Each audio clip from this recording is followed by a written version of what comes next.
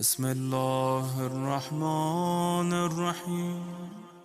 امام جعفر صادق علیہ السلام اللہ کے بندوں کو تعلیم فرما رہے تھے کہ جب بھی 10 محرم آئے تو اس دن کو سادگی سے گزارنا، امام حسین علیہ السلام کے قاتلین پر لعنت کرنا اور ہم محمد و آل محمد پر کثرت سے درود بھیجنا، کیونکہ جب جب زمین پر 10 محرم کا دن آتا ہے تو آسمان سے لاکھوں فرشتے زمین کو آتے ہیں اور دیکھتے ہیں اس دن جو انسان زور زور سے ہنستا ہے، خوش ہوتا ہے، نئے کپڑے پہنتا ہے تو وہ اس انسان کو نواسے رسول کے قاتلوں میں شمار کرتے ہیں، اور جو انسان 10 محرم کے دن فاقے میں رہتا ہے، سادگی سے دن گزارتا ہے، امام حسین علیہ السلام کے غم میں اپنی آنکھوں کو نم کرتا ہے تو فرشتے اس انسان کو امام کے ساتھیوں میں شمار کرتے ہیں۔ اے اللہ کے بندے، کبھی بھی 10 محرم کے دن زیادہ نہ مسکرانا، اپنے بچوں کو زیادہ پیار نہ کرنا، نئے کپڑے نہ پہننا، زیادہ لذیذ کھانا پیٹ بھر کر نہ کھانا، نہ محرم کی طرف اپنی نگاہ نہ اٹھانا، جھوٹ بولنے اور غیبت کرنے والوں سے دوری اختیار کرنا، اپنے نفس کو پاک کرنے کی کوشش کرنا،